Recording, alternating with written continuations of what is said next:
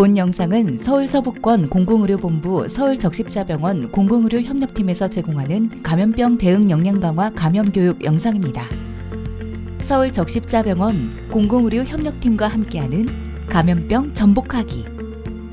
세균이나 바이러스와 같은 병원체에 의해 다른 사람에게 전파 가능한 질병, 바로 감염병이죠.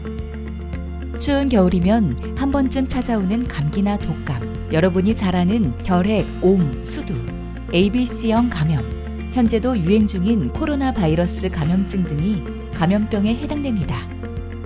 여기서 잠깐, 여러분은 세균과 바이러스의 차이에 대해 알고 계신가요?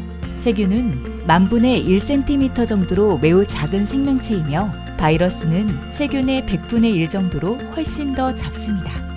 세균은 숙주 없이 증식할 수 있어 항생제 개발이 비교적 쉬운 데 비해 바이러스는 숙주 세포 내에서만 생존하며 변이를 일으키는 경우가 많아 항바이러스제의 개발이 어렵고 약효가 제대로 발휘되지 않을 수 있죠. 세균의 예로는 결핵균, 결핵, 나균, 한생병, 살모넬라균, 장테푸스 등이 있고 바이러스의 예로는 노로바이러스, 장염, 코로나 바이러스, 폐렴, 인플루엔자, 독감 등이 있습니다. 그렇다면 감염병은 어떻게 전파되는 걸까요? 감염병은 크게 세 가지 경로를 통해 전파됩니다. 호흡기 전파는 비말 전파와 공기 전파로 나뉘는데요. 기침 또는 재채기를 하거나 대화를 할 때 발생되는 비말, 즉 침방울에 바이러스가 붙어 보통 1m 이내에 전파됩니다. 코로나19, 인플루엔자 등이 비말 전파에 해당되죠. 공기 전파는 공기 중에 병원체가 떠다니다가 숨을 쉴 때 호흡기로 전파되는 것으로 비말 전파에 비해 먼 거리까지 전파가 가능합니다. 결핵이 대표적인 공기 전파 감염병입니다. 다음은 소화기 전파로 배설물이나 오염된 음식물을 통해 전파가 되며 A형 감염과 식중독, 콜레라 등이 이에 해당됩니다. 마지막으로 접촉 전파는 감염된 부위에 직접적 혹은 간접적인 접촉으로 전파가 되며 로타바이러스, 유행성 결막염, 옴 등이 있습니다. 감염병의 발생 과정을 살펴볼까요?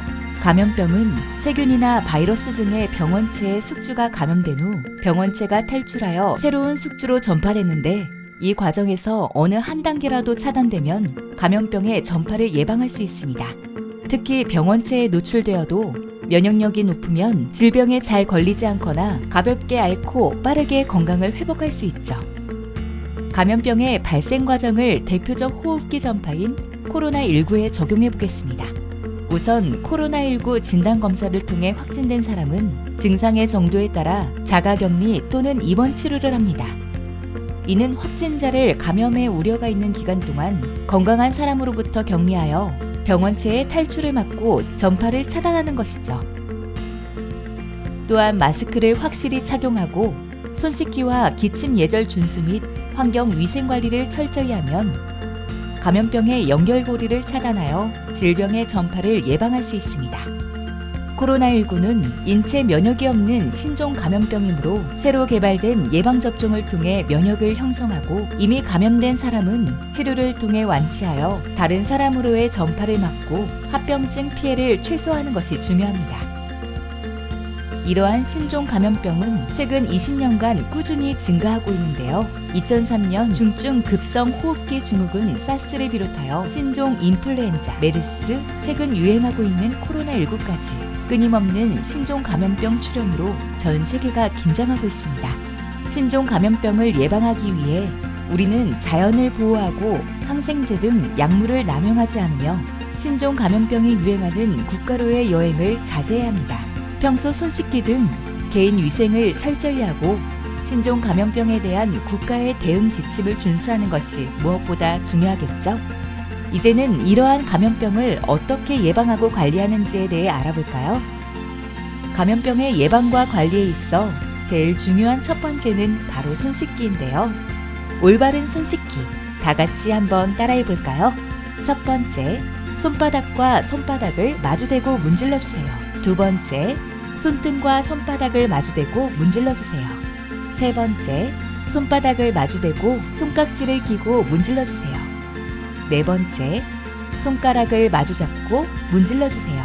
다섯 번째, 엄지손가락을 다른 편 손바닥으로 돌려주며 문질러주세요. 6번째, 손가락을 반대편 손바닥에 놓고 문지르며 손톱 밑을 깨끗하게 하세요. 이러한 손 씻기가 필요한 상황에는 화장실 이용 후, 음식 먹기 전, 코 풀거나 기침, 재채기 후, 쓰레기를 버리거나 만진 후, 반려동물을 만지거나 먹이를 준 후, 외출했다 돌아온 직후 등이 있으며 손 씻기는 어느 상황에서나 할 수 있도록 생활화되어야 합니다.